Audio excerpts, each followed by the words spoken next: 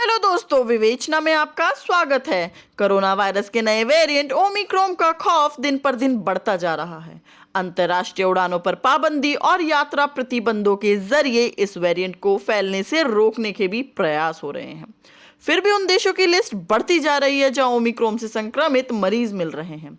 ऐसे में सरकार फिर से लॉकडाउन लगाने लगे तो इसमें कोई हैरत की बात नहीं होगी।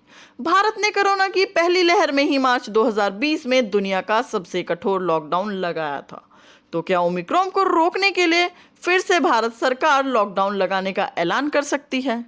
आर्थिक मामलों के जानकार और वरिष्ठ स्तंभकार स्वामी अलंकेश्वर अय्यर ने अपने ताजा लेख में कहा कि भारत सरकार ने अगर फिर से लॉकडाउन लगाया तो यह उनका बहुत बड़ा गलत फैसला होगा।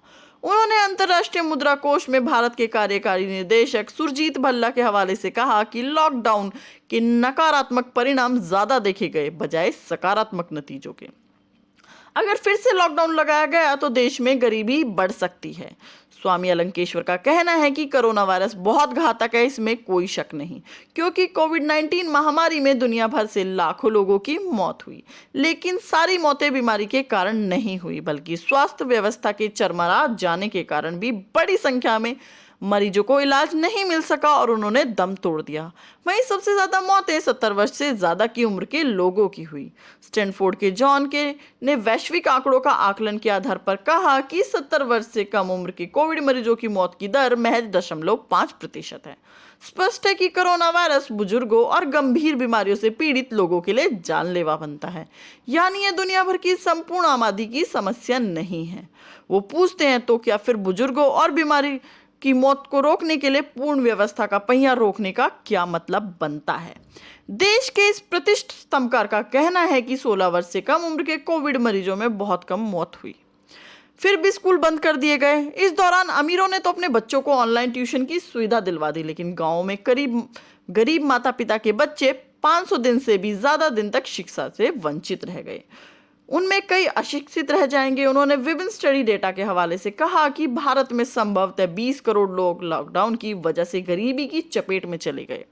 मृत्यु अगर त्रासदी है तो बड़े पैमाने पर बेरोजगारी, छोटे छोटे व्यवसायों की बर्बादी, शिक्षा क्षेत्र की तबाही और जीडीपी में 8.5% की ऐतिहासिक गिरावट इस त्रासदी में देखी गई। स्वामी अलंकेश्वर के मुताबिक ओमिक्रॉन का खतरा बढ़ जाए और तब बहुत जरूरी लगे तो लॉकडाउन पूरे देश, राज्य या जिला स्तर पर लगाने के बजाय प्रभावित इलाकों में लगाए जाएं। लॉकडाउन में स्कूल जैसे संस्थानों को खुला रखा जाए और पूरा प्रयास रहे कि ज्यादा से ज्यादा आर्थिक सामाजिक गतिविधियां चालू रहें। वो कहते हैं, अंतर्राष्ट्रीय अनुभव बताते हैं कि एक देश से दूसरे देश में यात्रा प्रतिबंध से पर्यटन और कारोबार को बहुत बड़ा नुकसान होता है। फिर भी वायरस देशों की सीमा लांघता ही रहता है। कुछ देश अफ्रीका की उड़ानें रोक रहे हैं क्योंकि ओमिक्रॉन वहीं मिला है, लेकिन सच यह है कि यूरोप और अमेरिका में भी ओमिक्रॉन अब पहुंच चुका है, जो भारत में भी अब आ चुका है। लेखक के मुताबिक ऐसे हालात में टीकाकरण ही सर्वोत्तम प्रभावी उपाय है। उन्होंने अपने लेख में कहा कि भारत में 70% आबादी को टीके की 2 खुराक देने का लक्ष्य प्राप्त नहीं है। सरकार को तीसरा बूस्टर डोज देने और सालाना वैक्सीन लगवाने पर विचार करना होगा।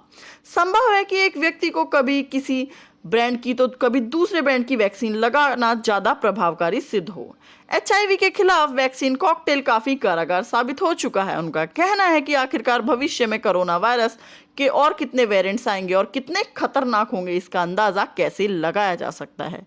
वैसे भी कोई भी टीका कोरोना वायरस के खिलाफ 100% सुरक्षा तो दे नहीं सकता। तो क्या बार बार लॉकडाउन लगता रहेगा? जिस तरह दुनिया में अन्य कई कारणों से हो रही मौत के बावजूद जीना सीख लिया है, हमें उसी तरह का नजरिया कोविड के प्रति भी विकसित करना होगा। तो दोस्तों, इस बारे में आपकी क्या राय है? क्या लॉकडाउन लगना चाहिए या नहीं? हमें कमेंट करके जरूर बताइएगा और इस वीडियो को लाइक शेयर भी जरूर कीजिएगा। और अगर आपने अभी तक विवेचना को सब्सक्राइब नहीं किया है तो कृपया विवेचना को सब्सक्राइब भी जरूर करें। धन्यवाद दोस्तों।